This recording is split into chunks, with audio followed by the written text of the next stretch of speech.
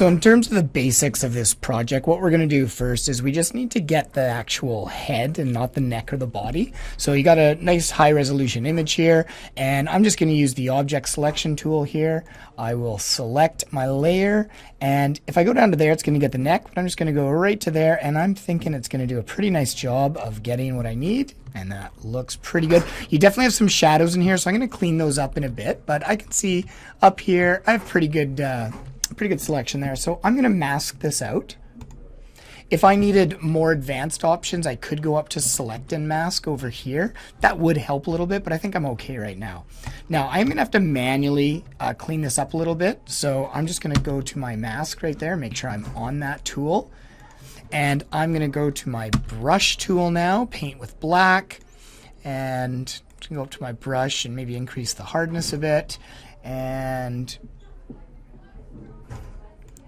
I'll just clean that up like that. So I am not erasing, I am masking it out. Okay, and that's just to help me get the shape that I want. I'm not actually deleting any pixels. So that's pretty good right there. I think I can go with that. So what we want to do here is once we have the actual cutout of the head, we're going to duplicate it. So I'm going to right click and I'm going to go to duplicate layer. And this is just going to give me a backup. Now I'm going to minimize, or I'm going to hide the bottom one. And this is the step that everybody misses. You're going to need to apply this mask. Okay, so I'm going to right click and I'm going to apply it. And by doing that, it kind of condenses it down into one layer. Now, if I need to go back and do some edits, I've still got my backup here, right? I've got that mask there if I need it. But right now, this is the version I'm going to be using. So eventually I want to make this black and white. Okay, but I'll do that after. Okay, for now, what I think I'm going to do is I'm just going to work on using the pen tool. And I'm going to make my shapes that I need to. Okay, we want to split this into 4 parts. So the 4 parts are going to be kind of the mouth, nose, eyes, and the head. So watch very carefully. When I use the pen tool, make sure you are on shape right over there. The fill doesn't really matter at this time. I would just recommend doing a different fill color for each of the shapes. And first thing I'm going to do is I'm going to do kind of a loop around the mouth. Now I'm just going to rotate this a little bit so he's a little straighter. There we go. Okay, so I'm going to go to my pen tool and I am going to start over here and I'm going to click and drag. And by clicking and dragging, it just gives me a little more control and I get that nice smooth look. Okay, so I come down here and I'm going to go completely under the chin and I'm going to finish where I started. First one done. In fact, at this point, I'm going to just hide it. Okay, I might even say this is the mouth shape. Okay, now the next one is the nose. So I'm going to cut right through the ear here. Now I'm going to change the color. Maybe I'll do a blue or something. Okay, I'm going to start outside and I'm going to click and I'm just going to kind of click and drag, click and drag. Now as I cut through the nose, I'm going to actually have it kind of come down a little bit. Okay, as if it's, you know, got a little bit of a bridge to it there like that, and then it'll come right through the ear. And now the same thing, make sure you go all the way under like that and finish where you started. So now I've got the nose shape. And, oh, I guess they're both blue, but it doesn't really matter. Okay, you can separate the colors if you want. The final one is, we actually don't need the eyes. I'm just going to do the top layer, which is the head. So I'm going to go over here and I'm going to click outside there. And I will just kind of have a nice little curve, kind of like that. Maybe it comes down a little bit, all the way over. And I'm going to finish where I've started. And this is going to be the hair shape, or I guess the forehead shape. So I've got 3 of these now. Now, I don't even need to have them visible. It doesn't matter. What you need to know is on any layer in Photoshop, when you hold down the Control key and you click on the thumbnail, it makes that selection of every pixel in that shape. So if I hold down Control on the mouth shape and I click right on the thumbnail right there, it basically goes around that shape that I just made right there, right? I don't even need to see the shape. If I do it on the nose, I get the nose one. If I do it on the hair, I get the hair one. So knowing that, all we're going to do now, I'm going to even call this cut me up. Okay, that's the original layer. I'm going to hold down Control, select the outline that I made for the mouth shape. Then I'm going to select the cut me up and I'm going to hit Control X and then Control V. And all that does is just cuts that area out based on the shape that I made. That one's done. Then I'm going to go to the nose shape. Hold down Control, click. There we go. Don't worry about this down here. Okay, it doesn't matter. I'm going to go to the Cut Me Up, Control X, Control V. And now I've got this one. Okay, and then I'm going to go to the hair shape. I'm going to Control click that. So I've got that shape right there. And then I'm going to go to the Cut Me Up, Control X, Control V. And now I've got a 4-part split. Okay, this is exactly what I need. I don't even need these shapes anymore. I can get rid of them. They're useless now. Okay, next thing I usually recommend. You could name these. So this is mouth. This is nose. This is hair. And this is eyes. Okay, it doesn't really matter if they're in order or not. What I'm going to do is I'm going to add in actually, I'm going to do this first. I'm going to add a color in the background just so you guys can see what's going on. So I don't, it doesn't matter. I'll do a gradient maybe. And let's just do a purple or something. Sure. Up at the top, what I'm going to do is I'm going to add an adjustment layer, specifically a black and white one. So when I go to the black and white one, what it's going to do, and I have some adjustments up here. I can tweak them a little bit to get the black and white exactly how I want it. You know, and there's green filters. There's all these different ones you can do. It doesn't matter. Get it what you think looks good. But what you'll notice is it makes everything black and white. My nice colorful background, it's no longer colorful. It's black and white because this adjustment layer is affecting everything below it. I don't want that. Instead, I'm going to right click and create a clipping mask. And when you create a clipping mask, it will only affect the layer right below it. So this is kind of good because now the mouth is black and white, but the eyes, the nose, the hair aren't. And I want this face to be black and white. So the problem now is that I don't really want to do a black and white adjustment layer on every single one of these. So a little trick that I would do, take all of your features, drag them onto your folder there, and it puts them all in there. And I'm going to call this face. Now, I think I snuck in my black and white one. That's okay. I'll just bring it out. And I don't know if you noticed it or not, everything's gone black and white again because the clipping mask broke. But now that I've got this above a folder that contains all those layers, if I right click it and I create a clipping mask, there we go. It is now black and whiting all of the pieces of the face there, right? And I can actually have them black and white. Now from here, this is where you just get a little creative with kind of trying to make it like 3D. And I always envision, or I always tell people, imagine this was like the most realistic cake ever that someone, like a crazy baker made. What would happen if you cut through it and you saw like this colorful cake underneath? Well, that's what we're going to try to simulate.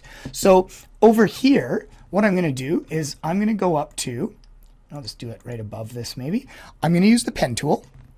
And I'm going to kind of create like a bit of a 3D look. So I'm just going to start, I'm going to start over here. And again, I'm going to click and drag with my pen tool. And if you look at a few examples online or in the samples bin, you can actually kind of see some ideas of how you might want to do this. But I'm going to bring it down to here. And then it doesn't really matter where I go from there.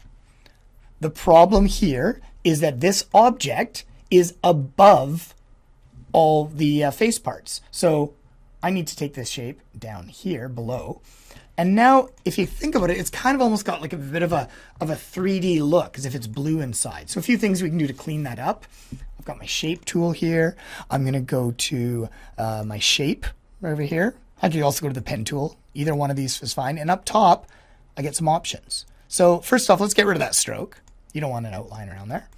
And then let's go to the fill. And instead of having a solid blue, let's actually use a gradient. And I don't know, I think it looks good if you have like, because everything's going to be black and white on the face. I think it looks good if you have a few different like kind of colors. So let's do like a, I don't know, maybe a red gradient, something like that. And down here, you can actually change the way it goes. So it's going from like this light color to a darker color. I like that. Maybe the light's coming from this side, so it's going to be lighter there and darker there. But I think by putting that gradient on there, it gives it a little more of a 3D look because it kind of looks like there's some, you know, some light effects on a 3D object. Okay, and that one's now done. Then I'm going to go to the next one. And I'm going to go to my pen tool. This one's going to be a little wider, but same thing. I'm just going to kind of come up here. And I'm going to follow a bit of the line that I made on my original cut. Like that. I'm going to come down here and then, just in there. Same thing. Doesn't make sense that it's above, so I'll take that shape too. And you'll notice it's black and white because somehow it got put into this face folder, right? So I'll just take that shape, pull it out. There we go. Click on it. Go to my pen tool. Let's change it. Let's do I don't know, some sort of blue maybe, light blue. No, I don't like that one. Oh, somehow it got back into that folder there. I'll have to clean that up. Let's pull that out. There we go. So now I got that blue. But again, I kind of think it looks better if you do a light to dark. So I'll just go back over to my fill and maybe I have to change the angle a little bit. I don't love the blue, that blue that I'm using right now. Maybe something like that. I don't think I've got the right background right now, but that's okay. It kind of has that bit of a 3D look going on. Now let's say you don't like the shape of it. Well, because this is a shape, it's almost like using a vector. So if I go over here to this arrow and I go to my direct selection tool and I click on it, I can now move these around. So if I want to change the shape to see if that helps, really easy to do. Okay, so I got one more to do here. I'll just do this quickly. If you already get it, you can skip forward to the next part. I'm going to take the pen tool, kind of come up here, have it come down, and back over there. Just do a really quick one. Again, somehow it's, snuck into the face there. I'll just take that out of the face folder. That is my shape 3. Let's go click on the pen tool, change the fill. I don't know. Let's do all these. You can do your own, but let's do a pre-filled green maybe. That's pretty bright. I don't know. Maybe something a little dull or something like that. I don't know. I don't love these, but again, this is just a quick little thing. Whatever you want to do. You take a little more time to decide. Maybe have the light on the right side. Something like that. If I need to, I can go to my... Oh, where are we here? Oh, there we go. Just let it a little freeze up. I don't know what that was. Okay, come over here. Go to my direct selection tool. I can alter this a little bit. Get the shape exactly how I want it. And there we go. Okay, now I'm also going to take my crop tool here. I'm going to just extend my canvas a little bit. I don't know. I like it looking widescreen. I think that looks kind of cool. Okay, now a few other things. I always get people asking, they're like, well, how do I angle these together? Because if I take this and rotate it, it doesn't rotate with that 3D thing. So easiest way to do it in Photoshop, especially knowing that everything's kind of like in different layers. Watch this. I'm going to select that. Right, the 3D part. Hold down Shift. Select that. So now I've got 2 layers selected. They're not touching each other, but that's fine. I'm going to click right here and link them. And now those have a link together. So whatever I do, they actually work together. Okay? It's kind of like grouping if you've ever done vector imaging. So I'm going to take these 2 things. I'm going to link them. I'm going to take these ones. I'm going to link them. And if you look, you shouldn't actually do a 3D on the top one because it's almost like you're looking at an angle on this, and you're kind of looking almost down at these cuts. So you only see the 3D-ness above the cut line, and there is no cut line above there, so you wouldn't actually see it. So from here, I can take that. I can maybe rotate it a little bit. I would look at some examples online about what other people have done to see if you can kind of get something cool that you like. And then that one just kind of sits maybe like that. I don't love that color, that green one that I've done, but I think it's okay for now. I also think this background color is a little distracting. I think it's too much. So I'm going to tone that down a bit. I don't know if that's any better, but I'm doing this quick. Okay, from here, lots of things you can do. You could add the term split, or you could give it a cool name or something like that. It's a bit of a boring font, but I can deal with it. Let's just do something like that. And if you wanted to split that, you do it the exact same way. Except this time, without making a shape, I'm just going to make I'll use a rectangular marquee. So that's just a selection tool. That's all I'm doing, right? I'm just making a direct selection. I could have made a box and hit Control and click on the thumbnail, but this will work fine. So I'm going to take that. I am going to choose the text right here, the split text, and I'm going to hit Control X. Oh, sorry, I need to rasterize it. Right click that, rasterize your type. That just converts it to pixels. And now I can Control X, Control V. So I cut and paste. And, you could do a split there. You could rotate that up. You could add some effects on there, whatever you want. If you're trying to get this illusion of some sort of 3D thing, sometimes this works really cool. I could take like an ellipse. Okay, I'm going to do an ellipse down there. I'm going to fill it with black. So I can go to my pen tool, go over here, just come over to this, fill it with black. Make sure there's no stroke, which there's not. That kind of looks like a shadow, but I could do more. I usually go to like filter, blur, Gaussian blur. Do a Gaussian blur on that. I can convert that. That's fine. And it just kind of blurs it out a little bit. So you kind of have that, because it wouldn't really be a sharp shadow unless you had a pretty major light coming down on it. The other thing, I could hold down Alt, drag this. There's a shadow for split too. Right, and move things around however I want. You decide from there, right? You decide how to finish this this project off.